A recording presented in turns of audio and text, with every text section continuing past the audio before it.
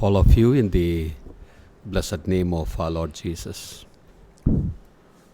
మన ప్రభు అయిన యేసుక్రీస్తు వారి శుభప్రదమైన నామములో మీ అందరికీ వందనాలు తెలియపరుస్తున్నాను. After a few months, the Lord has given me this opportunity to come over here once again and meet you all and minister to you. కొన్ని నెలల తర్వాత మరొకసారి మీ అందరిని కూడా కలుసుకోవడానికి, సహవాసం చేయడానికి, పరిచర్య చేయడానికి కూడా ప్రభు అనుకూలపరిచారు. I praise God for all the grace the Lord has been giving to all of us everywhere in the past months. గత నెలలన్నింటిలో కూడా ప్రతి చోట ప్రభువు మనందరికి అనుగ్రహించిన తన కృపను బట్టి ప్రభువుకు కృతజ్ఞతాస్తుతులు చెల్లిస్తున్నాం. Now this visit to this area is in connection with meetings in two other places also. ఈ యొక్క సమయంలో ఇక్కడ ఉన్నటువంటి కూడికలు ఇతర స్థలాల్లో జరిగే కూడికలతో కూడా సంబంధాన్ని కలిగి ఉన్నాయి. After these meetings, I will be going to Ongole for 2 days meetings there. ఇక్కడ కూడికల తరువాత 2 దినాల కూడికల కొరకు ఒంగోలు వెళ్తున్నాను. And from there for a 3 days meeting in Dornala also. తర్వాత అక్కడ నుండి 3 దినాల కూడికల కొరకు దోర్నాల కూడా వెళ్తున్నాము. So till the end of next week, I will be around here in connection with the ministry of God's word. వచ్చే వారము చివరి వరకు కూడాను దేవుని వాక్య పరిచర్యలో ఈ ప్రాంతంలో ఆయా స్థలాల్లో నేను ఉండబోతున్నాను. Brother Lincoln also will be accompanying me in all these places. ఈ స్థలాలన్నింటిలో కూడా సహోదరులు లింకన్ కూడా మాతో ఉంటారు. You can remember our travels and ministry in these places. ఆ స్థలాల్లో జరిగేటువంటి పరిచర్య కొరకు, మా ప్రయాణాల కొరకు దయతో ప్రార్థన చేయాలని కోరుతున్నాను. And I praise God for this opportunity the Lord gave us to be together here once again. మరొకసారి ఇలా మనమందరము కూడుకోవడానికి ప్రభు ఇచ్చిన అవకాశాన్ని బట్టి ప్రభువుకు స్తోత్రములు చెల్లిస్తున్నాము. And when I am thankful to God for this, I am thankful to the dear brethren here, the responsible brothers of the assembly, for arranging these meetings these 2 days. ఈ 2 దినాల కూడికల కొరకు ప్రభువును మాత్రమే కాకుండా స్థానిక సంఘ పెద్దలను, సహోదరులందరికీ కూడా నేను కృతజ్ఞతలు తెలియపరుచుకుంటున్నాను. It's my prayer that the time that we would spend together in the presence of the Lord under the sound of God's word may be a blessing to all of us. దేవుని యొక్క వాక్య శబ్దము క్రింద మనము గడిపే ఈ సమయాలన్నీ కూడా మనందరికీ మేలుకరముగా ఉండాలి అనేది మా ప్రార్థనగా ఉంది. As you know, I am based in Mumbai.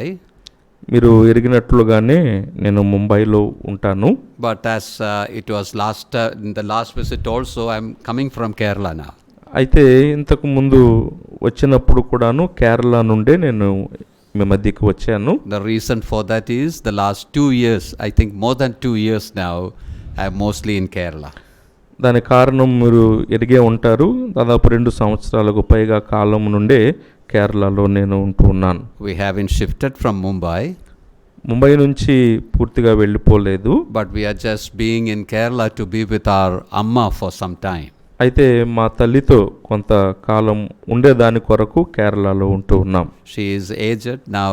She is running 91. 91 సంవత్సరాల వృద్ధురాలుగా ఉంది మా తల్లి. But by God's grace, she is not bedridden. She is moving around. దేవుని కృపను బట్టి ఇంకా ఆమె తిరుగుతూనే ఉంది. But she needs our presence with her now. That's why we are there in Kerala. అయితే ఆమెతో కూడా ఉండాల్సిన అవసరం ఉంది కనుక దాన్ని బట్టి మేము కేరళలో ఉంటున్నాం. My wife is always there with Amma, but I keep moving around like this. నా భార్య ఎల్లప్పుడూ మా అమ్మగారితో ఉంటుంది. నేనే ప్రయాణాలు చేస్తూ ఉంటాను. And often I keep traveling to Mumbai also. అప్పుడప్పుడు ముంబై కూడాను ప్రయాణం చేస్తూ ఉంటాను. So you can remember us in your prayers. అందుచేత మరి మమ్మలను మీ ప్రార్థనలో జ్ఞాపకం చేసుకోవాలని కోరుతున్నాను. Now for a brief meditation, let's turn to chapter 5 of Matthew's Gospel. క్లుప్త ధ్యానము కొరకు మత్తయి సువార్త 5వ అధ్యాయాన్ని తిరపదాము. We will read from verse 13 on till verse 16. మత్తయి సువార్త 5వ అధ్యాయము 13వ వచనము నుండి 16వ వచనము వరకు చదువుకుందాము. I am sure that the passage is quite familiar to us. మనందరికీ బాగా పరిచయమైందే బాగా అని నేను నమ్ముతూ ఉన్నాను. Some of you may be knowing this by heart. మీలో కొంతమందికి కంఠస్థంగా కూడా ఇది వచ్చి ఉండవచ్చు. But let us read it again. అయినా మరొకసారి చదువుకుందాము. 5:13 to 16. మత్తయి సువార్త 5వ అధ్యాయము 13వ వచనము నుండి 16వ వచనము వరకు. మీరు లోకమునకు ఉప్పై ఉన్నారు. ఉప్పు నిస్సారమైతే అది దేని వలన సారము పొందును? అది బయట పారవేయబడి మనుషుల చేత త్రొక్కబడుటకే గాని మరి దేనికిని పనికిరాదు. మీరు లోకమునకు వెలుగై ఉన్నారు. కొండ మీద నుండు పట్టణము మరుగై ఉండనేరదు. మనుషులు దీపము వెలిగించి కొంచెము క్రింద పెట్టరు, కానీ అది ఇంట నుండి వారికందరికీ వెలుగుచ్చుటకై దీపస్తంభము మీదనే పెట్టుదురు. మనుషులు మీ సత్క్రియలను చూచి పరలోకమందున్న మీ తండ్రిని మహిమపరుచున్నట్లు వారి ఎదుట మీ వెలుగు ప్రకాశింపనీయుడి. May the Lord add his blessings upon the reading of these verses. చదువుబడిన వచ్చిన భాగములను ప్రభువు దీవించునుగాక. We know that this portion that we read makes a part of the Sermon on the Mount. మనం ఎరుగుదుము చదువుకున్న ఈ భాగము పర్వత ప్రసంగములో ఒక భాగంగా ఉంది. Chapters 5, 6 and 7 of Matthew's Gospel, we call it as the Sermon on the Mount. మత్తయి సువార్త 5, 6, 7 ఈ అధ్యాయాలను మనము పర్వత ప్రసంగము అని పిలుచుకుంటాం. When we come to the beginning of chapter 5, we see the Lord going up the mountain, sitting there and seeing the multitude and the disciples speaking to them. 5వ అధ్యాయము ప్రారంభ వచనాన్ని మనం గమనించినట్లయితే ప్రభు అయిన యేసుక్రీస్తు వారు కొండ ఎక్కి కూర్చుండి జనసమూహములను చూచి బోధింపసాగాను అని గమనిస్తాం. And as he delivered this message on the mountain, we call it as the Sermon on the Mount. ప్రభువు కొండ మీద నుండి ఆ యొక్క సందేశాన్ని అందించాడు గనుక కొండ మీద ప్రసంగము అని పిలుస్తున్నారు. As we know, this sermon has influenced many great men in the world. మనం ఎరిగినట్లుగా ప్రపంచంలో చాలా గొప్ప వ్యక్తులను ప్రభావితం చేసింది ఈ పర్వత ప్రసంగము. And it is told that this touched the life of Gandhiji also. అంతేకాదు గాంధీ గారి జీవితాన్ని కూడా ప్రభావితం చేసింది అని మనం చదువుతాం. So this is a very important passage, very important sermon in the Holy Scripture. అందుచేత పరిశుద్ధ లేఖనాల్లో ఒక ప్రాముఖ్యమైనటువంటి ప్రసంగము ఈ పర్వత ప్రసంగము. When we read the sermon, ఈ ప్రసంగాన్ని మనం చదివినట్లయితే we see the Lord Jesus Christ was declaring or announcing the rules and regulations that will be in effect in his kingdom. తన రాజ్యములో అమలు కాబోయే ఉండబోయేటువంటి చట్టాలను నియమాలను ఆ విధానాలను ప్రభువైన యేసుక్రీస్తు వారు ఇక్కడ చెప్తున్నట్లుగా మనం గమనిస్తాం. When John the Baptist began his ministry, బాప్తిస్మం ఇచ్చు యోహాను తన పరిచర్యను ప్రారంభించినప్పుడు he said the kingdom of heaven is at hand. పరలోక రాజ్యము సమీపించి ఉన్నది అంటాడు యోహాను. When the Lord and with his disciples started his ministry, ప్రభువైన యేసుక్రీస్తు వారు తన శిష్యులతో ఆయన పరిచర్యను ప్రారంభించినప్పుడు they also said the same thing. వారు కూడాను అదే ప్రకటిస్తారు. The kingdom of heaven is at hand. పరలోక రాజ్యము సమీపించి ఉన్నది. He called the people to believe and repent and turn to the Lord. నమ్మి మారు మనసు పొంది ప్రభువు తట్టు తిరగండి అని వారు ప్రకటన చేస్తారు. And now in this sermon he is saying, when that kingdom comes, what will be the regulations, what will be the rules in that kingdom? ఏదైతే ప్రభువు ఆయన శిష్యులు యోహాను ప్రకటించారో ఆ రాజ్యము ఏర్పడినప్పుడు ఆ రాజ్యములో ఉండబోయేటువంటి నియమాలు షరతులు దాని విధి విధానాలను ఈ ప్రసంగములో ప్రభువు తెలియచేస్తున్నాడు. Now when the Lord said his kingdom is coming, నా రాజ్యము సమీపించి ఉన్నది అని అక్కడ ప్రభు అంటున్నప్పుడు he was telling about the literal kingdom that he would set up on this earth. ఈ భూమి మీద స్థాపించబోయేటువంటి అక్షరార్థమైన తన రాజ్యాన్ని గురించి ప్రభువు ప్రస్తావిస్తున్నాడు. He was offering that kingdom to the people. అక్షరార్థమైన రాజ్యం ఉందే, దాన్ని ప్రజలకు తెలియపరుస్తున్నాడు. But the people of Israel, they rejected the king and they rejected the kingdom. అయితే ఇశ్రాయేలు ప్రజలు రాజును ఆ రాజ్యమును వారు తిరస్కరించారు. But God's purposes and plans cannot be, thwarted. అయితే దేవుని యొక్క ఉద్దేశాలు, దేవుని ప్రణాళికలు అనేటువంటివి అవి నిరర్ధకము కావు. He is still going to be, the kingdom is still going to be set up on this earth. ప్రభువు తన రాజ్యాన్ని ఈ భూమి మీద స్థాపించబోతున్నాడు. And that is what we call as millennial kingdom. దాన్నే మనము 1000 ఏండ్ల పరిపాలనా కాలం అని పిలుస్తున్నాం. The Lord shall come and set up his kingdom on this very earth where he was crucified. ప్రభువు తాను వస్తాడు మరలా, ఎక్కడైతే తాను సిలువ వేయబడ్డాడో ఆ భూమి మీద తన రాజ్యమును స్థాపిస్తాడు. But in this age, అయితే ఈ యుగములో, ఈ కాలములో there is a kingdom. ఒక రాజ్యం అనేటువంటిది ఉంది. And that's not a physical literal kingdom. ఆ రాజ్యము ఇది భౌతికమైన అక్షరార్థమైనటువంటి రాజ్యము కాదు. But that's a spiritual kingdom. ఇది ఆత్మ సంబంధమైనటువంటి రాజ్యము. That includes all his children, all those who have accepted him as their king and lord. ఆ యొక్క రాజ్యం అనేటువంటిది ఏ భేదముతో నిమిత్తము లేకుండా ప్రభువుని ఎవరైతే ప్రభువుగా స్వరక్షకునుగా అంగీకరిస్తారో వారందరితో కూడినటువంటిదిగా ఆ రాజ్యం ఉంటుంది. By God's grace we are a part of that kingdom. దేవుని కృప వలన ఆ ఆత్మీయమైన రాజ్యములో మనం కూడా భాగమై ఉన్నాం. This rules and regulations which he said here was primarily applicable to that literal physical kingdom which he offered. ఇక్కడ పర్వత ప్రసంగంలో ప్రభువు చెప్తున్న రాజ్యం యొక్క విధి విధానాలు ప్రాథమికంగా అక్షరార్థంగా ప్రభువు స్థాపించబోయే రాజ్యానికి సంబంధించినవిగా ఉన్నాయి. But in a spiritual sense it is applicable in connection with you and I who are in the spiritual kingdom. అయితే ఆత్మీయమైనటువంటి కోణములో ఆత్మ సంబంధమైన దేవుని రాజ్యములో ఉన్న మనకు కూడా ఇవి వర్తించేటువంటి నియమాలుగా ఉన్నాయి. So it is applicable to you and I. అందుచేత ఈ నియమాలు నీకు నాకు కూడా వర్తిస్తాయి. We cannot ignore the rules and regulations that he presents here.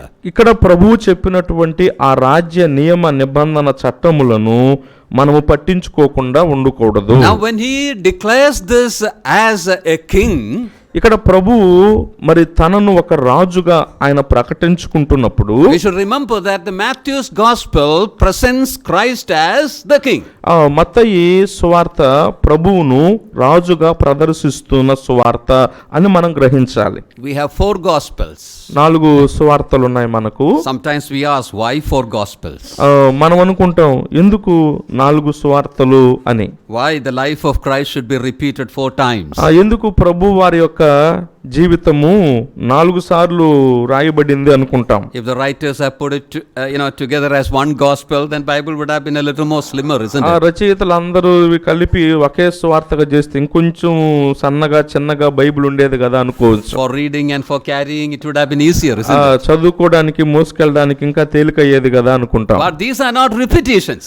కానీ ఇవి చెప్పిందే మరలా చెప్పడం అనేటువంటిది కాదు ఇక్కడ. If 4 gospels are there, 4 gospels were necessary. 4 సువార్తలు ఉన్నాయి అంటే 4 సువార్తలు అవసరమైనటువంటివే. They are not vain repetitions. అవి ఏదో వ్యర్థముగా మరలా చెప్పినవే చెప్పడం కాదు సువార్తలలో. I am sure that we all know that. మనం ఎరుగుదము అని నేను నమ్ముతున్నాను దాన్ని. The 4 gospels presents Jesus Christ in 4 ways. ఈ 4 సువార్తలు ప్రభు అయిన యేసుక్రీస్తును 4 విధాలుగా మనకు ప్రదర్శిస్తున్నాయి. In Matthew's gospels we see the Lord Jesus Christ as king. మత్తయి సువార్తలో ప్రభు అయిన యేసుక్రీస్తు వారిని మనము రాజుగా చూడగలము. In Mark's gospel we see him as a servant. Mark సువార్తలో మన ప్రభువును సేవకునిగా మనము చూడగలము. In Luke's gospel we see him as a perfect man. లూకా సువార్తలో పరిపూర్ణమైన మానవునిగా ప్రభువును మనం చూడగలము. In John's gospel we see him as God. యోహాను సువార్తలో దేవునిగా మన ప్రభువును చూడగలము. King, రాజు, servant, సేవకుడు, man, మానవుడు, and God. దేవుడు. Sometimes I explain like this. కొన్నిసార్లు నేను ఇలా వివరిస్తుంటాను. This is like an offset printing, the 4-color printing. అంటే నానా రంగుల ముద్రణ ఆఫ్సెట్ ప్రింటింగ్ లాంటిది అంటున్నారు. If you look at a modern calendar, ఇప్పుడు వచ్చేటువంటి కొత్త ఈ క్యాలెండర్స్ మనం చూస్తే there will be a lot of colors in it. అందులో చాలా రంగులు కనబడతాయి. If you count the colors, well, it will be many. ఆ రంగులు ఎన్నని లెక్కేస్తే చాలా ఉంటాయి. But those who are familiar with printing knows that it is the mix of 4 colors. కానీ ప్రింటింగ్ వేసే వాళ్ళ అనుభవం ఉన్న వారికి అర్థమైంది ఎన్ని రంగులు ఉన్నా అవి 4 రంగుల నుంచి వచ్చినటువంటివి, ఆ రంగులన్నీ మిగిలినవి. If you go to the printing press, you will see how it is impressed. ముద్రించే దగ్గరికి వెళ్తే అక్కడికి వెళ్తే మనకు అర్థమవుతుంది ఎట్లా వస్తున్నాయి ఇన్ని రంగులని. In the white paper, well, it will be given the first print. తెల్ల పేపర్ మీద కాగితం మీద మొట్టమొదటి ముద్ర వేస్తారు. Probably the black color will come. అప్పుడు నలుపు రంగు వస్తుంది. If you take that paper and look at it, you know what picture is going to come. అప్పుడు దాన్ని చూసినప్పుడు ఏది ముద్రించబడబోతుంది అన్నటువంటి నమూనా అందులో తెలిసిపోతుంది. But still the perfection won't be there. కానీ ఇంకా దానికిలో పరిపూర్ణత రావాలి. Just one color only. ఒక్క రంగే అక్కడ. Then it goes for the second print. తర్వాత మరలా రెండవసారి ముద్రిస్తారు. When the second print is put, రెండవ ముద్రణ వేసినప్పుడు if you look at it, more color and more beauty. అక్కడ మనం గమనిస్తే మరొక రంగు జత చేయబడి మరింత రమ్యంగా కనబడుతుంది. After all that 4 colors are put, ఇక ఈ 4 రంగులు ముద్రించిన తర్వాత then it comes with all that beautiful colors which we see on the calendars. అప్పుడు మనము క్యాలెండర్లో చూస్తున్నటువంటి ఆ రమ్యమైనటువంటి రంగులన్నిటితో కూడి సంపూర్ణంగా కనబడుతుంది. The 4-color printing of our Lord Jesus Christ is what we see over here. ఇక్కడ కూడా అదే మన ప్రభు అయిన యేసుక్రీస్తును గూర్చి 4 రంగుల వర్ణనను మనం గమనిస్తూ ఉన్నాం. The first print we have in Matthew. మొట్టమొదటి ముద్రణ మత్తయిలో మనకు చూస్తున్నాం. He is the king. ఆయన రాజు. Then you have the print of Mark. తర్వాత మార్కు యొక్క ముద్రణ మనం చూస్తాం. He is a servant also. ఆయన సేవకుడు కూడా. Then Luke. తర్వాత లూకా ముద్రణ. Then John. తర్వాత యోహాను. You put together everything. ఇవన్నిటిని కలిపితే look at the person and work of the Lord Jesus. అప్పుడు ప్రభువైన యేసుక్రీస్తు వారిని ఆయన చేసిన కార్యాన్ని గమనిస్తే then you will see him in all his beauty. అప్పుడు ఆయన పరిపూర్ణమైనటువంటి రమ్యముగా ప్రభువును చూడగలుగుతాం. So it's not vain repetition, it is presenting Christ in all his beauty. కాబట్టి 4 సువార్తలు ఏదో నిష్ప్రయోజనంగా మరలా చెప్పబడటం కాదు గాని ప్రభువును గూర్చినటువంటి 4 విధములైన వర్ణనలోని గమనించాలి. When you look at Matthew, మత్తయిని మనం గమనించినట్లయితే in chapter 1 itself we see him as a descendant of David. మత్తయి సువార్త ప్రారంభంలోనే అంటే మొదటి అధ్యాయంలోనే ప్రభు అయిన యేసుక్రీస్తు వారిని దావీదు కుమారునిగా మనం చూస్తాము.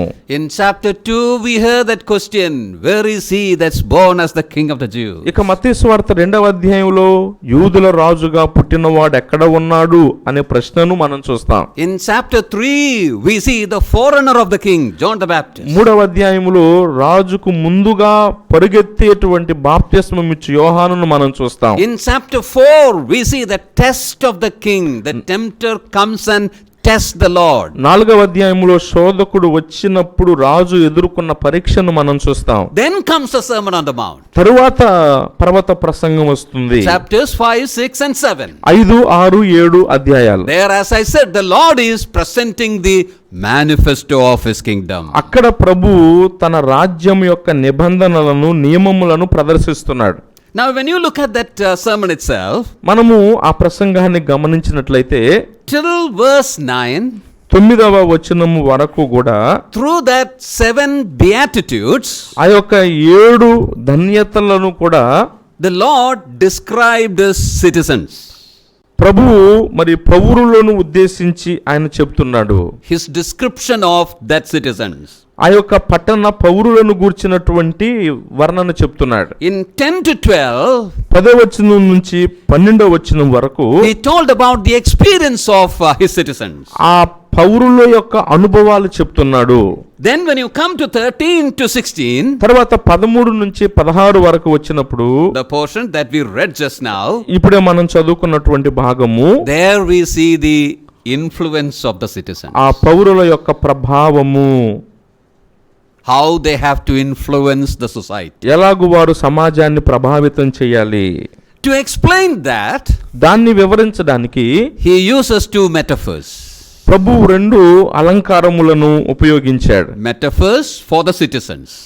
పౌరుల కొరకైనటువంటి అలంకారం, రాజ్య పౌరుల కొరకైన అలంకారము. Number 1, మొట్టమొదటిది salt. ఉప్పు, Verse 13.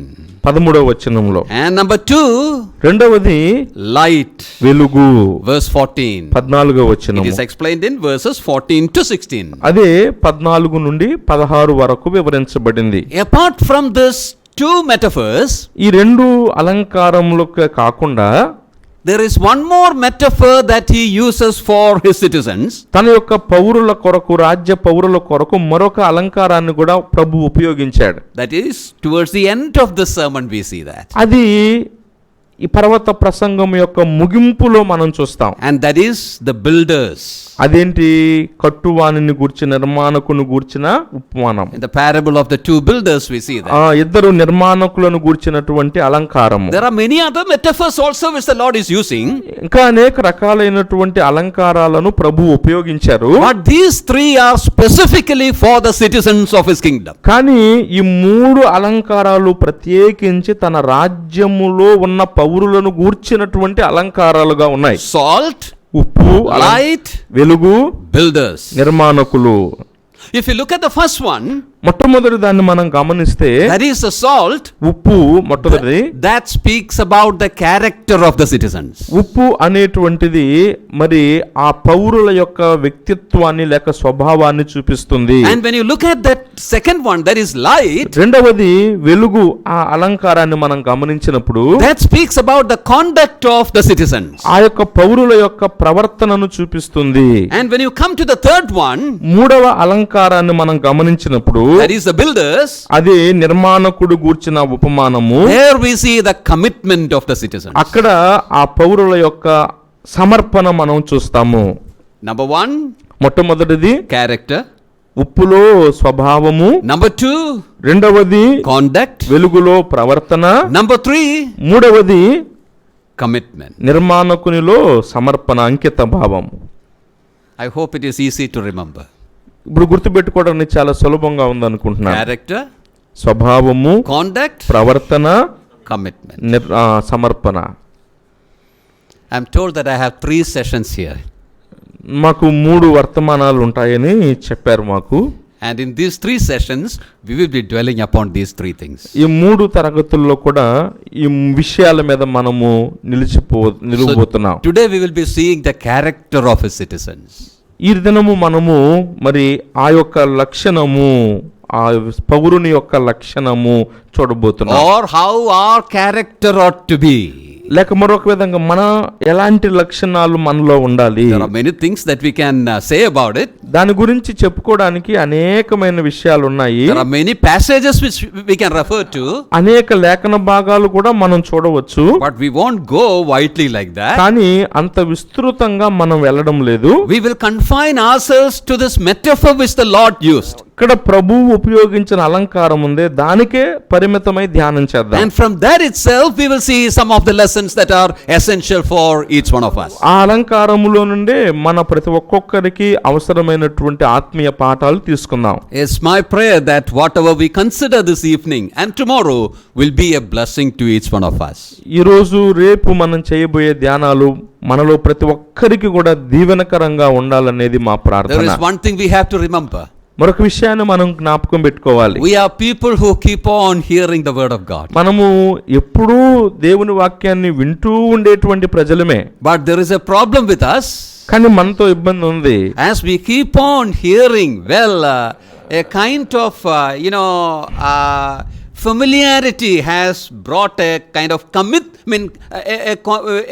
a laxity in connection with the practicality of all those things. మనము వింటూ ఎక్కువగా విన్నే పోవటం వల్ల మనకు బాగా పరిచయమైనటువంటిదేలే అని వినడానికే పరిచయానికి అలవాటు పడుతూ ఆచరణలో మనం ఉండడం లేదు. When we listen to the word of God, దేవుని వాక్యాన్ని మనం వింటున్నప్పుడు we should have that attitude and mind, to see what we have to do with what we hear. మనము విన్నటువంటి దాని విషయమై నేనేం చేయాలి అన్నటువంటి ఆలోచన దేవుని వాక్యాన్ని వినే ప్రతి సందర్భంలో మనం కలిగి ఉండాలి. We ought to have that sincerity to put things in practice. అంతేకాకుండా విన్న వాటిని యథార్థమైనటువంటి రీతిలో మన జీవితాల్లో ఆచరించేటువంటి అనుభవం మనం కలిగి ఉండాలి. Hearing itself is not going to do any good to us. కేవలము వినుట అనేటువంటి దాని వలన మనకు ఏ మంచి అది జరిగించదు. Hearing is necessary, no doubt. వినడం అనేటువంటిది అవసరమైందే, సందేహం లేదు. But hearing should lead us to examination. కానీ వినుట అనేటువంటిది మనలను పరీక్షించుకోవడానికి అనుభవంలోకి నడిపించాలి. Examination should lead us to application. పరీక్షించుకోవడం అనేటువంటిది అన్వయించుకోవడం అన్న దానికి నడిపించాలి. So when we consider this, కాబట్టి వీటిని మనం ఆలోచిస్తున్నప్పుడు it is necessary for us to look into our own lives and make decisions and determinations in our own life. మన వ్యక్తిగత జీవితాన్ని పరీక్షించుకొని తగు నిర్ణయాలు వాక్యానుసారంగా మన జీవితాల్లో తీసుకుందాము. Now let us come to the first one. మొదటి భాగానికి మనం వద్దాం. As I said, we are going to look at the character of the citizen. ఆ యొక్క పౌరుని యొక్క, ఆ రాజ్య పౌరుని యొక్క లక్షణములు అనేది ఇక్కడ మనం చూడబోతున్నాం. As I mentioned, we are going to see from the metaphors which the Lord is using over here. మనం చెప్పుకున్నట్లుగానే విస్తృతంగా కాదు, ప్రభు ఉపయోగించిన అలంకారములో నుంచే మనం చూడబోతున్నాం. We see the metaphor of the salt in verse 13. 13వ వచనములో ఉప్పు అనేటువంటి అలంకారమును మనం చూస్తున్నాం. Then the Lord used the metaphor of the light in the next verse. తరువాతి వచనములో వెలుగు అనేటువంటి అలంకారాన్ని ప్రభు ఉపయోగించాడు. Why we call this as character and conduct? ఎందుకు ఒకటి లక్షణంగా ఒకటి ప్రవర్తనగా మనం చెప్పుకున్నాము? You think about the light. వెలుగును గురించి ఆలోచించండి. You can look at the light and say that it is light. మనము వెలుగు వైపు చూసి దీన్ని చెప్పగలం, ఇది వెలుగు, వెలుతురుగా ఉంది అని. The brightness is external, it's outside. అంటే ఆ దాని యొక్క కాంతి అనేటువంటిది బాహ్యమైనటువంటిదిగా ఉంది. So when the Lord said that you are the light of the world, అంటే ప్రభువు మీరు లోకమునకు వెలుగై ఉన్నారు అని చెప్తున్నప్పుడు He was telling about our conduct, how we are outwardly. మనము బాహ్యంగా ఎలా ఉన్నాము, మన ప్రవర్తన అన్నటువంటి దాన్ని వెలుగు అనే అలంకారంలో ప్రభు చెప్తున్నాడు. But you cannot look at the salt and say that it is salt. అయితే మనము ఉప్పును చూసి ఇది ఉప్పగా ఉంది అని మనము చెప్పలేము. It can be Pond's powder also. ఎందుకంటే అది ఉప్పు కాదు, పాండ్స్ పౌడర్ కూడా అయి ఉండొచ్చు చూసి. Because both looks alike, isn't it? ఎందుకంటే దాదాపు ఒకే రకంగా ఉంటాయి చూడడానికి అవి. To say that salt is salt, you have to really lick that salt and say. అంటే అది ఉప్ప అవునా కాదా అని మనం చెప్పాలంటే దాన్ని ముట్టుకొని మనం తాకి చూడాలి. Its quality is inside. దాని యొక్క నాణ్యత అనేటువంటిది ఉప్పుకి దాని లోపల ఉంటుంది. So when the Lord said you are the salt, అంటే అక్కడ ప్రభువు మీరు లోకమునకు ఉప్పై ఉన్నారు అంటున్నప్పుడు He was specially telling about what we ought to be within, inside. మనలో లోపల అంతరంగములో మనం ఏమై ఉన్నాము అన్న దాన్ని ప్రభు అక్కడ చెప్తున్నాడని గ్రహించాలి. That is why we said that the first metaphor have to do with our character. అందుకనే మొట్టమొదటి అలంకారము అనేటువంటిది ఉప్పు మన యొక్క లక్షణమును గురించి తెలియచేస్తుంది అని చెప్పుకుంది. So the Lord says, ye are the salt of the earth. ఇక్కడ ప్రభు అంటున్నాడు మీరు లోకమునకు ఉప్పై ఉన్నారు. Now when the Lord said that, ప్రభు ఆ మాట చెప్తున్నప్పుడు He says about losing its flavor and all that. ఆ యొక్క ఆ ఉప్పు తత్వాన్ని కోల్పోయి నిస్సారమైపోవడాన్ని గురించి కూడా చెప్పాడు. The Lord is not here telling about the salt which we use in our kitchen. ఇక్కడ ప్రభు మనం వంటగదిలో ఉపయోగించేటువంటి ఆ ఉప్పు దాని గురించి కాదు అని చెప్తుంది. You know, the kitchen salt, it never loses its saltiness. వంటగదిలో ఉండేటువంటి ఆ ఉప్పు ఎప్పుడూ దాని ఉప్పు సారాన్ని కోల్పోదు. Has it any time happened in your kitchen? మీ వంటగదిలో ఎప్పుడైనా ఉప్పు సారం లేకుండా పోయిందా? No, it never happens. అలా జరగదు. What is the chemical name for salt? ఉప్పు Yeah, sodium chloride. Sodium chloride. It's told that this compound cannot be separated. Sodium chloride ఈ కలయికని వేరు చేయలేరంట. It's permanent, you know. ఇక అది శాశ్వతమైంది. So as long as it doesn't split well, it will never lose its saltiness. ఆ sodium chloride రెండు కలిసి ఉన్నంతసేపు అటు ఉప్పు సారం అనేది ఎక్కడికి పోదు. So the Lord is not telling about the kitchen salt that we are using. ఇక్కడ ప్రభు మనం వంటగదిలో ఉపయోగించే ఉప్పు సాల్ట్ గురించి కాదు ప్రభు చెప్తుంది. If you want to understand it, దీన్ని మనం అర్థం చేసుకోవాలంటే we have to understand the customs or practices in the ancient time. ఆ పూర్వపు రోజుల్లో ఉన్నటువంటి ఆ పద్ధతులు, ఆ ఆచారము ఏమిటో అనే దాన్ని మనం తెలుసుకోవాలి. It's explained in two ways. రెండు విధాలుగా అది వివరించబడుతుంది. You see, in the marshy lands, there were salt rocks. Yes, uncle. In the marshy lands, water. అదే Yeah, there are rocks, salt rocks. చిత్తడి నేలలలో ఉప్పు దెబ్బలు అనేటువంటి ఉంటాయి. Salt rocks will be white in color. అవి చూడడానికి తెల్లపు రంగులో ఉంటాయి. People used to break that and powder it and use it. దాన్ని పగలగొట్టుకొని తెచ్చుకొని పొడి చేసుకొని ఉంటారు ప్రజలు. The salt content will be there in such rocks. ఆ యొక్క దెబ్బలలో దెబ్బలలో ఉప్పు తత్వం అనేటువంటిది ఉంటుంది. But once it is exposed to the atmosphere, కానీ ఎప్పుడైతే అది వాతావరణానికి అనేది ఆవిరవుతుందో it loses its salt content. దాంట్లో ఉన్నటువంటి ఉప్పు తత్వం అనేటువంటిది సారము పోతుంది. After that is being lost, ఆ ఉప్పు సారం అనేటువంటి దాంట్లోంచి పోయిన తర్వాత the rock will be still there, అక్కడ దెబ్బ అయితే ఉంటది, but it will not have any salt content at all in it. దాంట్లో ఉప్పు దెబ్బగానే ఉంటది కానీ ఆ దెబ్బలో ఉన్నటువంటి దాంట్లో ఉప్పు సారం అనేది ఉండదు. Such rocks people used to break and use it for various things. అలాంటి వాటిని పగలగొట్టి ప్రజలు అనేక రకాల వాటి కొరకు వాడుకుంటారు. In the ancient time, people had their the oven or the place of cooking, the stove outside their house. పూర్వపు రోజుల్లో మరి పొయ్యి అనేటువంటిది ఇంటికి బయట మరి ఉంటుంది. They used to make large ovens.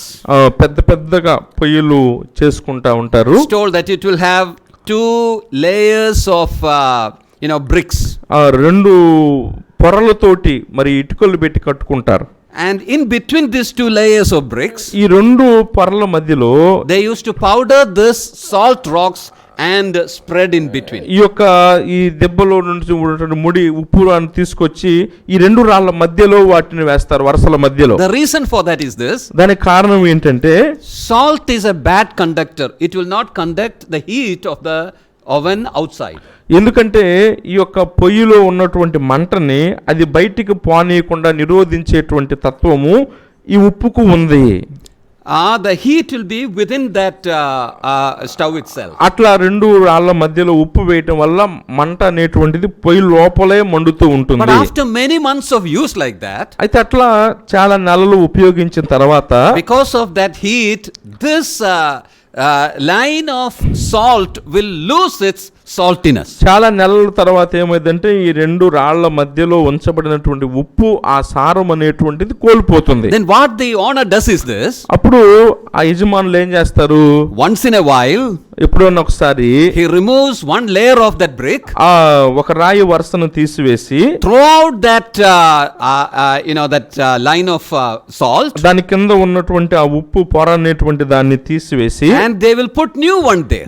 మరలా కొత్త ఉప్పును వాటి మధ్య ఉంచుతారు. And the ones that are useless, ఒకసారి అది వ్యర్థమైపోయిన తర్వాత ఉప్పు they put in the outside road. దాని రోడ్డు పక్కన పారవేస్తారు. That is the picture that the Lord has when he says this, when he uses this metaphor. ఇక్కడ ప్రభువు ఉప్పై ఉన్నారు అన్న అలంకారాన్ని ఉపయోగిస్తున్నప్పుడు ఇదే విషయము ప్రభువు తన మనసులో కలిగి ఉన్నాడు. I hope you understood it. మీకు అర్థమైంది అనుకుంటాను.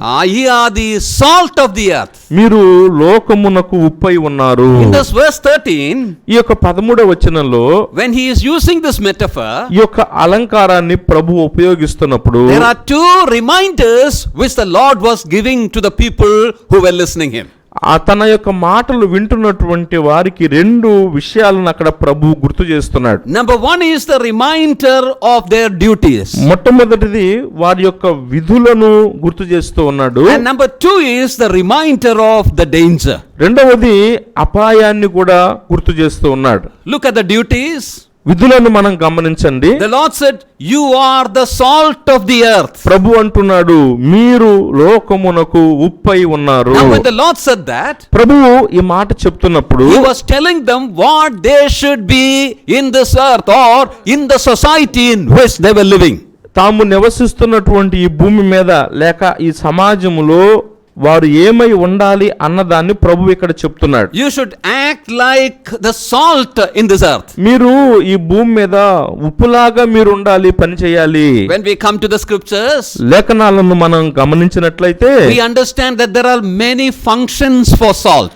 ఉప్పులో అనేకమైనటువంటి పనులు ఉప్పులో మనం చూస్తాము. They are familiar to us also. మనందరికి కూడా ఉప్పు పనులు చేసే పనులు ఏంటో మనకు తెలుసు ఉపయోగాలు. Number one is it gives taste. మొట్టమొదటిది ఉప్పు రుచిని కలిగిస్తుంది. Job 6:6 we have that. యోబు గ్రంథము 6వ అధ్యాయము 6వ వచనంలో ఆ మాట మనం చూస్తాం. That doesn't have any taste. You cannot eat without salt. ఉప్పు లేకుండా మరి రుచి లేని దానిని ఎవరు తింటారు అనే మాట. Now another use is there. మరొక ఉపయోగం ఉంది ఉప్పులో.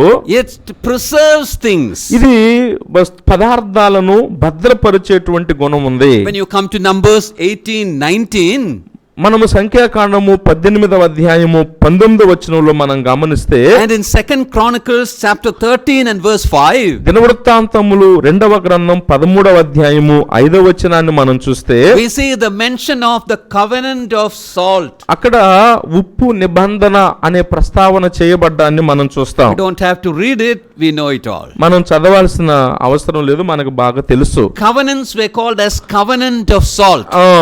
ఆ నిబంధనలను ఏమని పిలుస్తున్నారు? ఉప్పు నిబంధన.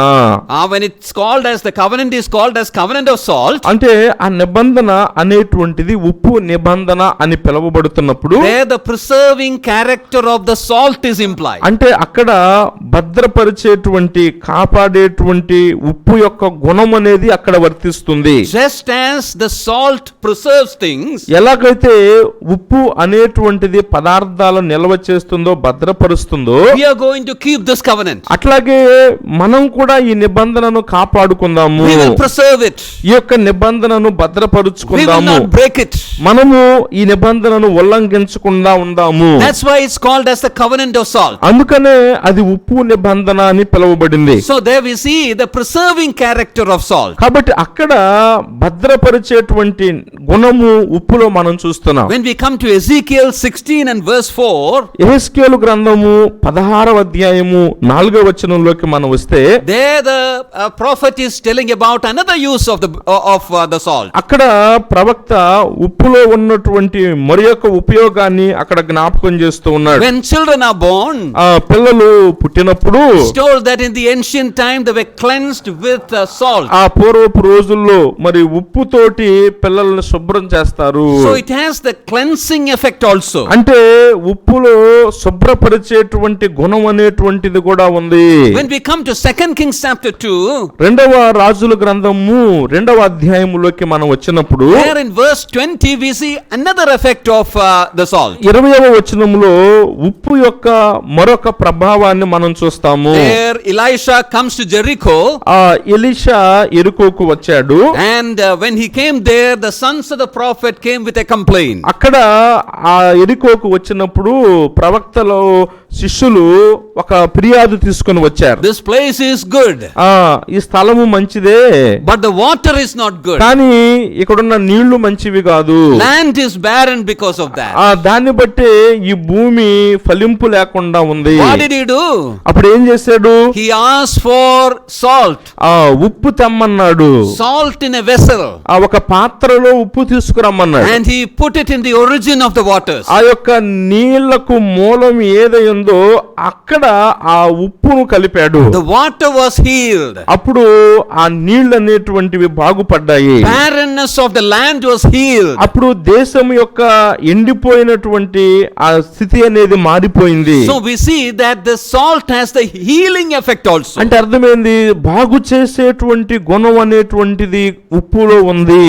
There is another use also for the salt. ఆ ఉప్పులో మరొక ఉపయోగం కూడా ఉంది. When you come to Judges chapter chapter 9, న్యాయాధిపతుల గ్రంథము 9వ అధ్యాయంలోనికి మనం in వచ్చినట్లయితే verse 45, 45వ వచనంలో మనం చూస్తే there we see Abimelech coming to Shechem, అక్కడ అబీమెలెకు షెకెముకు వస్తాడు. and he conquered that place. ఆ యొక్క స్థలాన్ని జయించిన వాడుగా ఉంటాడు. And he spread salt on that whole land. అప్పుడు ఆ స్థలం అంతటిలో కూడాను ఉప్పు చల్లిస్తాడు. Why did he do that? ఎందుకు అలా చేశాడు? To make that land barren. ఎందుకంటే పనికి రాకుండా చేయడానికి ఆ ప్రదేశాన్ని. Salt in small quantities is used as fertilizers. గమనించండి, ఉప్పును తగిన మోతాదులో ఎరువులుగా ఉపయోగిస్తారు. But if it is excessive, కానీ ఉప్పును ఎక్కువగా వాడితే it makes the land barren. అది ఆ దేశాన్ని నిస్సారం చేసి పడేస్తుంది, భూభాగాన్ని. So that is in connection with the judgment that was brought to those lands. అంటే అది ఆ దేశం మీదికి తీసుకురాబడినటువంటి తీర్పునకు సంబంధించినటువంటి సూచనగా ఉంది. There are other portions also, but I am not referring to all. ఇంకా ఉప్పును గురించి అనేక భాగాలు ఉన్నాయి, కానీ వాటన్నింటిలోకి నేను వెళ్ళడం So లేదు. the Lord is telling you are the salt of the earth. ప్రభు ఏమంటున్నాడు? మీరు లోకమునకు ఉప్పై ఉన్నారు. You can take all these uses of the salt and apply it to the citizens of the kingdom. గమనించండి, ఉప్పు ఎన్ని రకాలుగా ఉపయోగపడుతుందో వాటి ఉపయోగాలన్నిటినీ ప్రభువు తీసుకొని చెప్తున్నాడు. నా రాజ్య పౌరులుగా ఉన్న మీరు కూడా ఇట్లా ఉండాలి. They should give taste through their life to others. తమ జీవితాల ద్వారా ఇతరుల జీవితాలకు రుచిని కలిగించాలి. Means they should be gracious.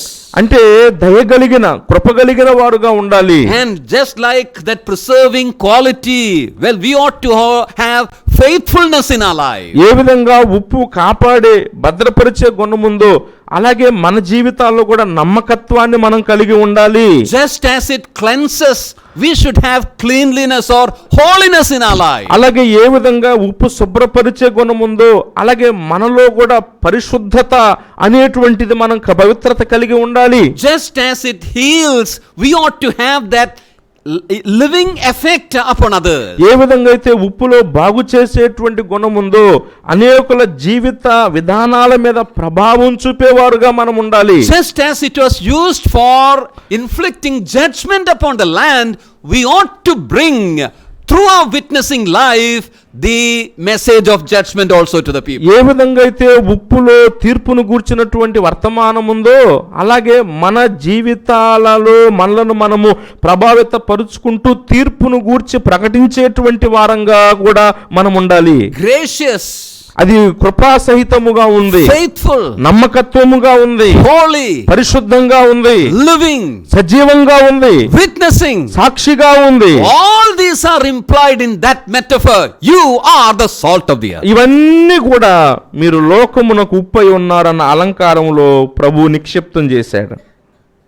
We can take each verse and read it, but we are going a little faster.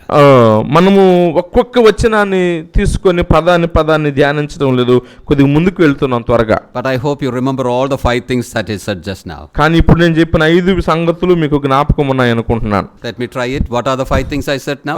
మీరు చెప్తారు లేదు చూద్దాం. ఏంటి 5 విషయాలు? Number 1, ఒకటేంటి? gracious. Number 2, రెండవది faithful. మూడవది Number 3, holy. And number 4, healing, living. And number 5, witnessing also. Oh, that's good. All right. So all this have to do with our character. ఉప్పులో ఉన్నటువంటి ఈ లక్షణాలన్నీ కూడా మన లక్షణాలుగా మనలో ఉండాలి. Grace should be our character. దయగలిగినటువంటి కృపాసహితంగా మనం ఉండడం మన గుణమై ఉండాలి. Faithfulness, holiness, all that have to do with our character. నమ్మకత్వము, పరిశుద్ధత, సజీవము, సాక్ష్యము ఇవన్నీ మన జీవిత గుణగణాలై ఉండాలి. Living and witnessing, that have to do with our character. మనం సజీవంగా సాక్షులుగా జీవించాలి, అది మన జీవిత గుణమై ఉండాలి. So all this ought to be there in us as we live in this world. కాబట్టి ఈ లోకంలో మనం జీవిస్తూ ఉండగా ఉప్పులో ఉన్న ఏవే ఉన్నావో అవన్నీ మనలో ఉండాలి. You are the salt of the earth. మీరు లోకమునకు ఉప్పై ఉన్నారు. Let me give you another explanation also there. మరొక ఉదాహరణ కూడా మీకు ఇస్తాను. Notice that it says you are the salt of the earth. గమనించండి, మీరు లోకమునకు ఉప్పై ఉన్నారు. And then the Lord said you are the light of the world. తర్వాత ప్రభు ఏమన్నాడు? మీరు లోకమునకు వెలుగై ఉన్నారు. In the first one also in Telugu it is logamu, and in the second one also in Telugu it is logamu. మొదటి దాంట్లో 13లో తెలుగులో లోకం అనే ఉంది, 14లో కూడా తెలుగులో లోకము అనే ఉంది. But in English it's different. కానీ ఇంగ్లీష్లో వేరుగా ఉంది. What is it in English? ఇంగ్లీష్లో ఏముంది? The first one is earth. ఉప్పు అన్నదానికి ఉపయోగించిన భూమి అనే మాట వాడబడింది. You are the salt of the earth. మీరు ఈ భూమికి ఉప్పై ఉన్నారు. And the second one, రెండవది, you are the light of the world. మీరు లోకమునకు వెలుగై ఉన్నారు. Earth and the world. భూమి, లోకము. They are two different words. రెండు వేరు వేరు పదాలు. In the original also they are two different words. మూల భాషలో కూడా రెండు వేరు వేరు పదాలే. When I understood that in Telugu it's the same, I referred to many English versions also. Everywhere they are two different words. నేను ఇక్కడ మనం తెలుగులో గమనించినట్లయితే ఒకే పదము వాడబడింది రెండుకు, కానీ నేను ఇంకా మిగిలిన అనేక ఇంగ్లీష్ అనువాదాలు గమనించాను, రెండిటికి కూడా ఉప్పుకు వెలుగుకు వేరువేరు పదాలే వాడబడ్డాయి. So it should be earth and the world. కాబట్టి భూమికి లోకమునకు అని ఉండాలి. Now tell me, what is the difference between the earth and the world? అట్లయితే చెప్పండి, భూమికి లోకానికి ఏంటి తేడా అయ్యా? When you say earth, that speaks of the land. భూమి అని చెప్తున్నప్పుడు అది ఈ స్థలాన్ని గురించి మాట్లాడుతుంది. And when you say the world, it's not about the land. మీరు లోకము అన్నప్పుడు అది భూమిని గురించి కాదు. The Lord so loved the world. What does it mean? దేవుడు లోకమును ఎంతో ప్రేమించినంటే అర్థమైంది? That's the people. ప్రజలు. So the first one is used in connection with the earth. అంటే మొట్టమొదటిది భూమికి సంబంధించిందిగా ఉపయోగించబడింది. What salt is to the earth, so should you be in the society. అంటే భూమికి ఉప్పు ఏమై ఉంటుందో విశ్వాసి లోకానికి అలా ఉండాలి అని అర్థం. As I said, there are 5 things from various portions of the scripture we can say as the uses of the salt. మనము వేరు లేఖన భాగాల్లో నుంచి ఉప్పు వలన కలిగే 5 ప్రయోజనాలు మనం చెప్పుకున్నాం. But all that are not about the earth. అయితే అవన్నీ కూడా భూమిని గురించి కాదు. To the earth, what the salt is? భూమికి ఉప్పు ఏమై ఉంది? As I said towards the end, it fertilizes in small quantity, and in big quantity it makes it barren. ఇందాక ఆఖరులో చెప్పారు కదా, తగినంతలో ఉప్పు భూమి మీద ఉంటే అది భూమికి సారాన్ని ఇస్తుంది, ఎక్కువగా ఉంటే భూమి మీద ఉప్పు ఆ భూమి నిస్సారమై పోతుంది. So if you take that earth literally as the land, the last thing which I said is most applicable. కాబట్టి అక్షరార్థంగా భూమి అనే దాన్ని మనం తీసుకుంటే ఆఖరిగా చివరిగా మనం చెప్పుకున్నటువంటిది అక్కడ వర్తిస్తుంది. You ought to be for the good of others. మీరు ఇతరుల మేలు కొరకైనటువంటి మంచి కొరకైన వారుగా ఉండాలి. At the same time you're witnessing through your life is very much essential. అదే సమయంలో మీ జీవితం ద్వారా మీరు సాక్ష్యం ఇవ్వడం అనేటువంటిది కూడా అంతే ప్రాముఖ్యమైంది. Your life itself should preach the gospel to others. మీ యొక్క జీవితమే ఇతరులకు సువార్తను ప్రకటించేదిగా సువార్తగా ఉండాలి. When we consider about the salt, we are not considering about our conduct outside. మనము ఉప్పును గురించి ఆలోచిస్తూ ఉన్నప్పుడు మన బాహ్యమైనటువంటి ప్రవర్తన గురించి కాదు చెప్పుకుంటుంది. That have to do with the air, the light, the second metaphor. అది రెండవ అలంకారం ఉంది కదా, వెలుగై ఉన్నారు అన్నది మన బాహ్య జీవితానికి సంబంధించింది. But here it is being a witness by your character itself. కానీ ఉప్పులో మన ప్రవర్తన ద్వారా మన జీవితం ద్వారా మనము సాక్షులుగా ఉండడం అనేది, and to be witnesses, సాక్షులుగా మనం ఉండడానికి you need all other characteristics also which we mentioned. ఇప్పుడు మనం చెప్పుకున్న మిగిలిన ఉప్పు లక్షణాలన్నీ కూడా మనలో ఉండాలి. Yes, dear brothers and sisters, we ought to be the salt of the earth. అవును ప్రియమైన సహోదరి సహోదరులారా, మనము లోకమునకు ఉప్పై ఉండాలి. Witnesses to others. ఇతరులకు సాక్షులుగా మనం ఉండాలి. Witnesses about the judgment that happened on the cross. ఆ శిలువ మీద జరిగిన తీర్పును గూర్చి ప్రకటించే సాక్షులుగా ఉండాలి. Witnesses about the judgment that then come upon the sinners. ఈ పాపు మీదకి రాబోయేటువంటి తీర్పును గురించి ప్రకటించే సాక్షులుగా మనం ఉండాలి. By our character itself, people should know that that message. మన జీవిత విధానం ద్వారానే ప్రజలు ఆ మంచిని గూర్చి తీర్పును గూర్చిన వర్తమానాన్ని గ్రహించేవారుగా ఉండాలి. So the Lord reminded about their duties. కాబట్టి ఇక్కడ ప్రభువు తన రాజ్య పౌరుల యొక్క విధులను ముందు గుర్తు చేస్తున్నారు. Now coming to the reminder of the danger. ఇప్పుడు ప్రభు రెండవది ప్రమాదమును అపాయాన్ని గూర్చిన హెచ్చరిక కూడా ప్రభు చెప్పాడు. దాన్ని చూద్దాం. What is the danger? ఏంటి ఆ అపాయము ప్రమాదము? But if it loses its flavor. ఉప్పు దాని నిస్సారమైపోతే. As I mentioned, it's not about the kitchen salt. నేను మరలా చెప్తున్నాను, వంటగదిలో ఉన్న ఉప్పును గురించి కాదు. I hope you remember the explanation I gave in the beginning. ప్రారంభంలో నేను చెప్పిన వివరణ మీకు గుర్తుంది అనుకుంటా. That salt rocks, it can lose its salt. ఆ ఉప్పు కొండ దెబ్బలు ఉన్నాయి కదా, అవి తమ సారాన్ని కోల్పోతాయి. Salt used in that oven, it can lose its saltiness. అట్లాగే పొయ్యి మధ్యలో ఉంచబడినటువంటి ఆ ఉప్పు కూడా తన సారాన్ని కోల్పోతుంది. If it is losing its saltiness, తన యొక్క సారమును కోల్పోతే ఉప్పు, it's good for nothing. ఇక అది దేనికి పనికి రాదు. Then what do people do? అప్పుడు ప్రజలు ఏం చేస్తారంట? They gather it and throw it out on the road. దాన్ని పోగు చేసి త్రోవ పక్కన పారవేస్తారు. People can walk over it. ప్రజలు దాన్ని తొక్కుకుంటూ వెళ్తారు. This is a dangerous situation. ఇది అపాయకరమైన ప్రమాదకరమైన పరిస్థితి. Salt losing its saltiness. ఉప్పు తనలోని సారాన్ని కోల్పోయినట్లయితే How can it happen? ఎలా జరుగుతుంది సారం కోల్పోవడం అనేది? As I mentioned earlier, ఇంతకు ముందు చెప్పినట్లుగా it is by the exposure to the atmosphere around. చుట్టూ ఉన్నటువంటి వాతావరణానికి ఇది వెల్లడి అవ్వటం వలన, Exposure to the sun, సూర్యుడికి అది బహిర్గతం అవ్వడం వలన, exposure to the rain, వర్షానికి అది దాని మీద కురవడం వలన, exposure to the heat, వేడిమికి అది కనబడి ఉండడం వలన, these things takes away the saltiness, the flavor from it. అదే ఆ ఉప్పులో నుంచి సారాన్ని ఇవి తీసివేసేటువంటివిగా ఉన్నాయి. It can happen in our life also. అవును, మన జీవితాల్లో కూడా అలా జరగవచ్చు. The world around us is very active. మన చుట్టూ ఉన్నటువంటి లోకము చాలా చురుకుగా వేగంగా ఉంది. Trying to take away the grace that we have. మనము కలిగి ఉన్నటువంటి కృపను తీసివేయడానికి ప్రయత్నిస్తుంది లోకము. It is trying to make us unfaithful to our Lord. మన ప్రభు విషయంలో అపనమ్మకస్తులుగా మనల్ని చేయడానికి లోకము ప్రయత్నిస్తుంది. It is trying to pollute our life. లోకము మన జీవితాలను కల్మషం చేయడానికి ప్రయత్నిస్తుంది. It is trying to corrupt our witnessing. మన యొక్క సాక్ష్యాన్ని పాడు చేయడానికి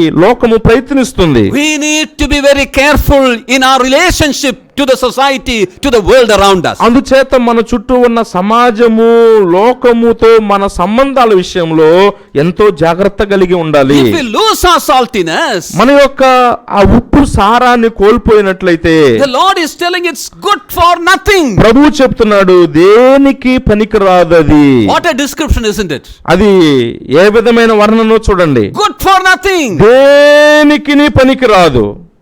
Just imagine like this. ఇలా ఊహించండి. Think about yourself. నిన్ను గురించి ఆలోచించు. Suppose the Lord comes and put a label on you like that. ప్రభువు వచ్చి నీ మీద ఒక గుర్తు అలా వేసాడు అనుకో. What label? ఏంటా గుర్తు ముద్ర? Good for nothing. మరి దేనికి పనికిరాదు. What a situation, isn't it? ఆ పరిస్థితి ఎలా ఉంటుంది? But let me tell you one thing. కానీ ఒక మాట చెప్తున్నాను. If we lose our saltiness, మన ఉప్పు సారాన్ని మనం కోల్పోయినట్లయితే, the Lord has written the label already. ప్రభువు అది రాసేసాడు, ముద్రించేశాడు. What label? ఏంటా ముద్ర? Good for nothing. దేనికి పనికిరాదు. I hope that none of us want that label over us. నేను అనుకుంటాను అలాంటి బిరుదు మనలో ఎవరు ప్రభువు వలన కోరుకోమనుకుంటున్నాను. The Lord said it's good for nothing, but it's thrown out. People walk over it. ప్రభు అన్నాడు మరి దేనికి పనికిరాదు, బయట పారవేయబడి మనుషుల చేత త్రొక్కబొట్టకే. When we come to the Old Testament, మనం పాత నిబంధనలు గమనించినట్లయితే we have a very good example there. అక్కడ మనకు ఒక మంచి మాదిరి కనబడుతుంది. Chapter 19 of Genesis. ఆదికాండము 12వ అధ్యాయం. Very familiar history, part of history. చరిత్రలో మనందరికి బాగా పరిచయమైన భాగం. That's about Lot. లోతును గురించినది. He settled there in Sodom. సొదొములో ఉన్నాడు. And we see that two angels coming there. ఇద్దరు దేవదూతలు వచ్చారు. And the people, the Sodomites, they came to know that the two people were there in that house. ఆ ఇద్దరు వ్యక్తులు లోతు ఇంటి దగ్గర ఉన్నారని సొదొమ పట్టణంలో ఉన్న ప్రజలు తెలుసుకున్నారు. And those wicked men came around that house. ఆ దుష్టులు, ఆ చెడ్డవారు లోతు ఇంటి చుట్టూ గుమిగూడారు. And they said, we want the two men that came to the house. నీ ఇంటికి వచ్చినటువంటి ఆ ఇద్దరు మనుషులను మాకు అప్పగించు అంటున్నారు. We all know that. మనం తెలుసు అదంతా. What did Lot do? లోతు ఏం చేశాడు? He came out. వెలుపలికి వచ్చాడు. And he said, no, I won't give the two men to you. నా ఇంటికి వచ్చిన ఆ మనుషులను నేను మీకు అప్పగించను అన్నాడు. What do the people say? కానీ ప్రజలు ఏమన్నారు? The stranger has come and living among us. పరదేశిగా వచ్చి నువ్వు మా మధ్య ఉంటూ and he is trying to judge over us. మాకు తీర్పరిగా ఉన్నావా అన్నాడు. In the beginning of that chapter, where do we see Lot? అదే 19వ అధ్యాయం ప్రారంభంలో లోతు ఎక్కడ కనపడతాడు? At the gate of Sodom. సొదొమ ఊరి గవిని దగ్గర కనపడతాడు. Who sits at the gate of Sodom, or rather say the gate of the cities? సొదొమ కాదు, ఈ పట్టణపు గవిని దగ్గర కూర్చునేది ఎవరు? The judges of that city.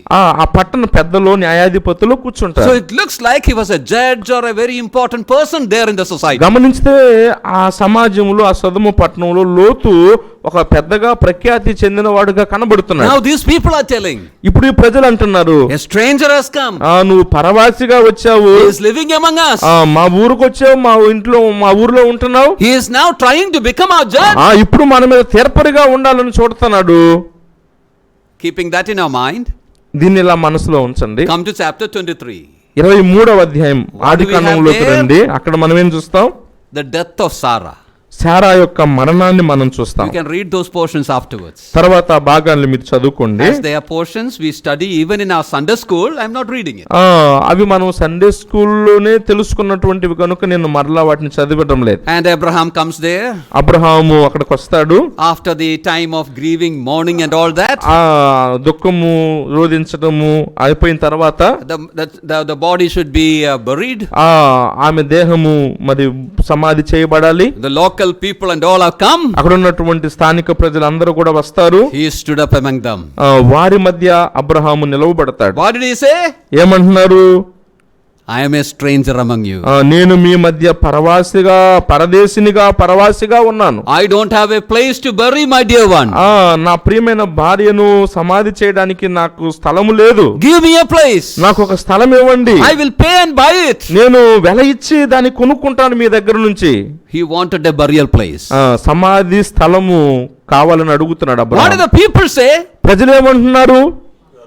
Yeah, they got up and said, the important person, he got up and said, వారిలో ఒక ముఖ్యమైన వ్యక్తి నిలబడి ఇలా చెప్పాడు, you are not a stranger among us. అయ్యా, నువ్వు మా మధ్య పరదేశివి కాదు, పరవాసివి కాదు. You are like an angel among us. నువ్వు మా మధ్య ఒక దేవదూత లాంటి వాడవు. Just see the difference. గమనించండి ఈ వ్యత్యాసాన్ని. Lot wanted to be a very important person there in Sodom. సొదొమలో ఒక ప్రాముఖ్యమైనటువంటి వ్యక్తి కాగోరాడు లోతు. And he thought that he was an important person. నేను ముఖ్యుణ్ణి అనుకున్నాడు తన గురించి తాను లోతు. But when the time came, కానీ సమయం వచ్చినప్పుడు they said, you are only a stranger among us. ఆ ఊరు సొదొమ వారు అన్నారు, నువ్వు పరవాసివే.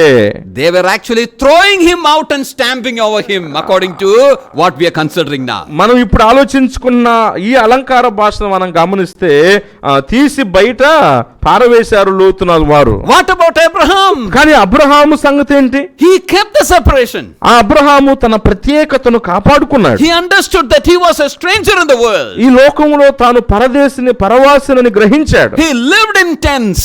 గుడారములలో నివసించాడు. And he said, I am a stranger. అంతేకాదు, నేను పరదేశిని అన్నాడు. He was looking for that kingdom which the Lord himself shall set up. ప్రభువు తానే స్థాపించబోయేటువంటి రాజ్యము కొరకు ఎదురు చూచిన వాడుగా ఉన్నాడు Abraham. It is true that he was a very rich man. అవును, అబ్రహాము బహు ధనవంతుడు, వాస్తవమే. Probably richer than Lot. ఆ లోతు కంటే కూడా ధనవంతుడే. But his eyes were not set on those things. కానీ అబ్రహాము కన్నులు ఆ ఐశ్వర్యం మీద లేవు. His eyes were set on the things eternal. Abraham యొక్క కన్నులు నిత్యమైన వాటి మీద ఉన్నాయి. He was looking for that kingdom that is going to come. రాబోయేటువంటి ప్రభువు ఏర్పరిచే రాజ్యము మీద అబ్రహాము అబ్రహాము కన్నులు He ఉన్నాయి. was after the things of God. దైవ సంబంధమైన విషయాల వెంట ఉన్నాడు Abraham. So when the time came, he himself said, I am a stranger. అందుచేత అబ్రహాము జీవితంలో కూడా ఒక సమయం వచ్చినప్పుడు అన్నాడు, నేను పరవాసినే అన్నాడు. But the people said, no, you are not a stranger. You are like an angel of God, a prince of God among us. కానీ ఆ ఊరి వారే ఉన్నారు, అయ్యా నువ్వు మా మధ్య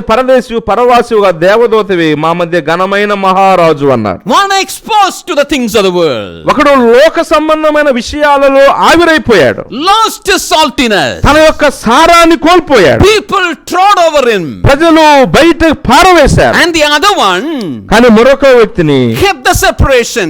ఆ వ్యక్తి ప్రత్యేకతను He కాపాడుకున్నాడు. was not exposed to the things of the world. లోక సంబంధమైన విషయాలకు ప్రభావితుడు కాలేదు. Yes, he used the world, no doubt. ఆ లోకములో జీవించాడు, లోకాన్ని ఉపయోగించుకున్నాడు. But he did not allow the world to use him. కానీ లోకము తనను ఉపయోగించుకోవడానికి అనుమతించిన వాడు కాదు. He honored God in all his ways. తన మార్గములన్నింటిలో దేవునినే ఘనపరిచిన వాడు. And when the time came, అప్పుడు సమయం వచ్చినప్పుడు God made the world to honor him. ఆ దేవుడు లోకమే తన బిడ్డను ఘనపరచడానికి అనుమతించాడు. Dear brothers and sisters, ప్రియమైన సహోదరి సహోదరులారా, this evening as we are looking at these words, ఈ యొక్క సాయంకాలములో మనం ఈ మాటలు గమనిస్తుండగా it's good for us to look into our own lives మన వ్యక్తిగత జీవితాలు గమనించుకోవడం ఎంతో మంచిది. and examine and see what is our condition.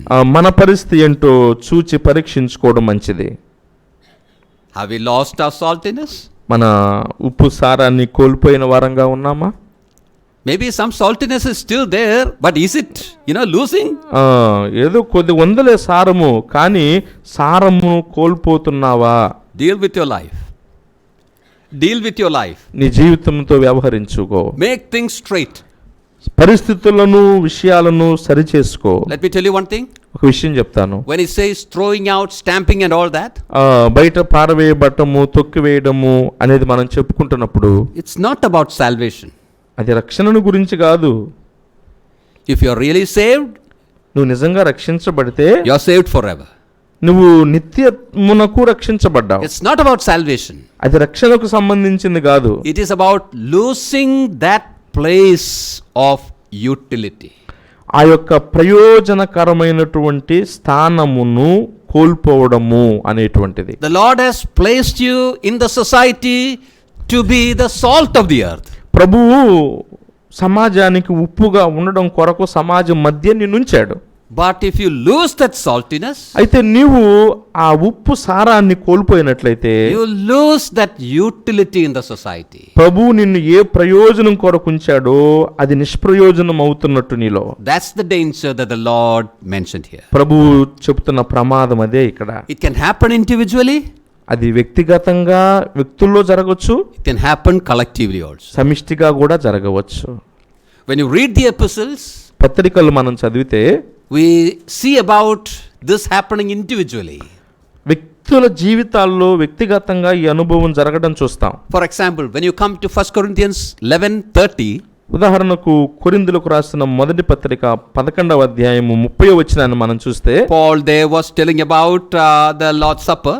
అక్కడ ప్రభు రాత్రి భోజనమును గురించి పౌలు ప్రస్తావిస్తూ ఉన్నాడు. He says about certain people who partake in it unworthily. అయోగ్యముగా ప్రభు బలలో పాలు పొందే కొందరిని గురించి అక్కడ పౌలు ప్రస్తావిస్తాడు. What happened to such? అలాంటి వారికి ఏమైంది? కొందరు, some of them were sick, కొందరు రోగులు, some of them were weak, కొందరు బలహీనులు, then తర్వాత some of them were sleeping. కొందరు నిద్రిస్తున్నారు. What is that sleep? ఏందా నిద్ర? Not about sleeping in the meeting. ఆ కూడికలో నిద్ర కూదా అక్కడ. Their sleep means death. నిద్రిస్తున్నారంటే మరణించారు. That means Lord taking away certain from this earth. అంటే కొంతమందిని లోకంలో నుంచి ప్రభు తీసేసుకున్నాడని. If you stay there, well, it's not good for my name. You come over here. నువ్వు ఇక్కడ ఉంటే నా నామానికి అంత క్షేమం మంచి కాదు కనుక వచ్చేసేయమని తీసేసుకున్నాడు. Good for nothing, so come up. దేనికి పనికి రాలేదు నువ్వు కనుక రా. Yes, the Lord sometimes does like that also. అట్ట కూడా చేస్తాడు ప్రభు కొన్నిసార్లు. That is individually. అది వ్యక్తిగతంగా సారమును కోల్పోవడం. As I said, it can happen collectively also. రెండవది సమిష్టిగా కూడా, గుంపుగా కూడా ఆ సారం కోల్పోవడం జరగవచ్చు. You have the example in Revelation chapter 2. ప్రకటన గ్రంథం 2వ అధ్యాయంలో అక్కడ ఒక ఉదాహరణ చూస్తాం. Lord speaking to the church at Ephesus. ఎఫెసులో ఉన్నటువంటి సంఘమును గురించి ప్రభు మాట్లాడుతాడు. Lord calls them to repent. మారు మనసు పొందు అని పిలుస్తాడు సంఘాన్ని. If you don't do, నువ్వు మారు మనసు పొందకపోతే I will come. నేను వస్తాను. And do what? వచ్చి ఏం చేస్తాను? Remove the candlestick from its place. దీప స్తంభమును దాని స్థలము నుంచి తీసివేస్తాను. They were kept there at Ephesus to give light. ఎఫెసులో ఆ సంఘము వెలుగును ఇవ్వడం కొరకు ఉంచబడింది, ప్రభు ఉంచాడు. They were kept there to be salt there in the place. ఆ యొక్క స్థలములో ఉప్పుగా ఉండడానికి ప్రభు ఆ సంఘాన్ని ఉంచాడు. But they lost that first love. కానీ మొదటి ప్రేమను కోల్పోయింది ఆ సంఘం. Or we may say they lost their saltiness. మరొక విధంగా చెప్పాలంటే ఆ ఉప్పు సారమును కోల్పోయారు ఆ సంఘం వారు. So the Lord is telling, repent and return. అందుకనే ప్రభు ఏమన్నాడు? మారు మనసు పొందండి, మరలండి. Do the first things. మొదటి క్రియలు మీరు చేయండి. Lord was calling them back to how they were in the beginning. ప్రారంభములో ఎక్కడ ఏ స్థితిలో ఉన్నారో ఆ స్థితిలోకి రండి అని ప్రభు వారిని పిలిచాడు సంఘాన్ని. And then the Lord said, if it's not happening, I will come and I will remove you from that. మీరు మారు మనసు పొందితేనే సరే, లేకపోతే నేను వచ్చి దీపస్తంభమును తీసివేస్తాను. Now that lampstand is not there, isn't it? ఇప్పుడు లేదు ఆ దీపస్తంభం. It's removed. తీసివేయబడింది. In the history many were removed. చరిత్రలో, సంఘ చరిత్రలో ఎన్నో తీసివేయబడ్డాయి. It can happen now also. ఇప్పుడు కూడా అలా కూడా జరగవచ్చు, నేడు కూడా. May the Lord help us that we may take this warning or the reminder of this danger into our heart. కాబట్టి ప్రభువు జ్ఞాపకం చేస్తున్న ఈ ప్రమాదాన్ని మన హృదయాల్లోకి కూడా మనం తీసుకుని జాగ్రత్తగా మనం ఉందాం. Reminder of the duties. విధులను జ్ఞాపకం చేశాడు. Reminder of the dangers. ప్రమాదాన్ని జ్ఞాపకం చేశాడు. Now what should be our response to this reminders? ఈ యొక్క జ్ఞాపకాలు చేస్తున్నప్పుడు జ్ఞాపకం చేయబడిన వాటి విషయంలో మన బాధ్యత ఏంటి? I'm not going to the details of that. ఆ వివరాల్లోకి మనం వెళ్ళం. Just 4 words. 4 మాటలు. Number 1. మొట్టమొదటిది awareness. అవగాహన కలిగి ఉండడం, జాగరణ. Let us know the influences around us. అంటే మన చుట్టూ ఉన్న వాటిని గురించినటువంటి ఆ అవగాహన మనం కలిగి ఉండాలి. Let us know how the world around us is working to take away the grace, the life that's there in us. మనలో ఉన్న జీవాన్ని, మనలో ఉన్న దేవుని కృపను తీసివేయడానికి మన చుట్టూ ఉన్న లోకం మన మీద ఎలా ప్రభావితం చూపుతుంది అన్న విషయాన్ని గురించిన అవగాహన కలిగి ఉండాలి. It's more active than in any other time. చాలాసార్లు మనకంటే లోకం చాలా ఎక్కువ వేగంగా ఉంది. So awareness is essential. అవగాహన కలిగి ఉండడం అవసరం. Number 2. రెండవది separation. ప్రత్యేకత కలిగి ఉండడం అవసరం. Keep yourself separate. నిన్ను నీవు ప్రత్యేకంగా వేరుగా ఉంచుకో. Bible clearly tells, love not the world. Bible స్పష్టంగా చెప్తుంది, లోకమును ప్రేమించవద్దు. Be ye separate. లోకములో మీరు ప్రత్యేకంగా ఉండండి. Commands are clear. ఆజ్ఞలు చాలా స్పష్టంగా ఉన్నాయి. So separation ought to be there. కాబట్టి ప్రత్యేకత అనేది అక్కడ ఉండాలి. Thirdly, మూడవది discipline yourself. నిన్ను నీవు క్రమశిక్షణ చేసుకో, క్రమపరుచుకో. Paul tells that he is hitting his own flesh and bringing it to subjection. పౌలే స్వయంగా చెప్తాడు కదా, తన శరీరాన్ని విషయంలో ఏమంటాడు? నేను దాన్ని నలగగొట్టుకొనుచున్నాను, దాన్ని లోపరుచుకొనుచున్నాను. In 1 Corinthians 9:27 he says that. కొరింథీ మొదటి పత్రిక 9:27 ఆ మాట చెప్తాడు. So let's have that discipline. కనుక స్వీయ క్రమశిక్షణ కలిగి ఉందాం. And the 4th word, నాలుగవది dependence. ఆధారపడదాం. We cannot keep separation or we cannot be salty in the places where we are without depending upon our Lord. మనకు మనంగా స్వతంత్రంగానే ప్రత్యేకంగా ఉండలేము, ఉప్పు సారం కలిగి ఉండలేము ప్రభువు మీద ఆధారపడకుండా. కనుక ప్రభువు మీద ఆధారపడాలి. It is he who is able to keep us from falling. తొట్టిల్లకుండా, పడిపోకుండా మనల్ని నిలవబెట్టుటకు సమర్థుడు మన ప్రభువు. So the 4 words are these. కాబట్టి 4 పదాలు ఉన్నాయి. awareness, అవగాహన కలిగి ఉండు, separation, ప్రత్యేకత కలిగి ఉండు, discipline, క్రమశిక్ష కలిగి ఉండు, and dependence. ఆధారపడి ఉండు. May the Lord help us that we may remember these things. ఈ విషయాలు మనం గుర్తుపెట్టుకోవడానికి ప్రభు మనకు సహాయం చేయను గాక. Brothers and sisters, we are living in a very difficult world. ప్రియమైన సహోదరి సహోదరులారా, మనం చాలా క్లిష్టమైన పరిస్థితులతో ఉన్న లోకంలో జీవిస్తున్నాం. World around us is very much active to take away the flavor, the saltiness, that is there in us. మనలో ఉన్న సారాన్ని, ఆ ఉప్పు సారాన్ని తీసివేయడానికి, లాగివేసుకోవడానికి మన చుట్టూ ఉన్న లోకం చాలా చురుకుగా, వేగంగా మన మీద పనిచేస్తుంది. Let us examine our own lives. మన యొక్క వ్యక్తిగత జీవితాలు మనం పరీక్షించుకుందాం. Say what we were when we began with the Lord. ప్రభువుతో మన జీవితం మొదలైనప్పుడు మనం ఎక్కడ ఉన్నాము, ఎలా ఉన్నాం? What are we now? ఇప్పుడు మనం ఏమై ఉన్నాము, ఎలా ఉన్నాము? In English there is a very famous song. ఇంగ్లీష్లో బాగా పరిచయమైన పాట ఉంది. It's written in 1700s. 1700 ఆ కాలంలో సంవత్సరం అప్పుడు వ్రాయబడింది. Even now we sing it. కానీ ఇప్పటికి కూడా ఆ పాట పాడుకుంటాం. And that song is Come Thou Fount of Every Blessing. నీ వద్ద నుంచి పొందిన ప్రతి ఆశీర్వాదాన్ని లెక్క పెట్టుకోవాలంట. You have the translation of it in Telugu? Come Thou Fount of Every Blessing. No? Okay. Some of you may be knowing that. English పాట తెలుసు. Yeah. It was written by a servant of the Lord whose name was Robert Robinson. Robert Robinson అనే ఒక ఆంగ్ల విశ్వాసి ద్వారా ఆ పాట రాయబడింది. And when you go through that song, ఆ పాట అంతా మనం తెలుసుకున్నట్లయితే the last stanza is somewhat like this. ఆ చివరి చరణం ఇలా ఉంటది. Oh to grace, how great a debtor. ఎంత ఈ రుణస్థుడి మీద ఎంత గొప్ప కృప. And then towards the end of that stanza, ఇంకా ముగింపులో, ఆ చరణం ముగింపులో he says, prone to wander, Lord I feel it. Means, Lord I am prone to go away from you, I feel it. నేను ఆ యొక్క కృప నుంచి నేను తొలగిపోతానేమో అన్న భయము. Prone to leave the God I love. నేను నమ్ముకున్నటువంటి నా దేవుని కొరకు విడవకుండా నేను జీవించాలన్న తపన నాకుందంటాడు. And then he says, తనక అంటాడు, oh take and seal it. Means take my heart and seal it. నీ వద్ద నుంచి, నీ కృప నుంచి తొలగిపోకుండా నా హృదయాన్ని తీసుకొని ముద్రించు ప్రభు అంటాడు. Seal it for thy courts above. Means service in your courts above. నీ పరలోక సంబంధమైనటువంటి ఆ పని కొరకు ఉపయోగపడినట్లుగా నన్ను ముద్రించు అంటాడు. He lost his father at a very young age.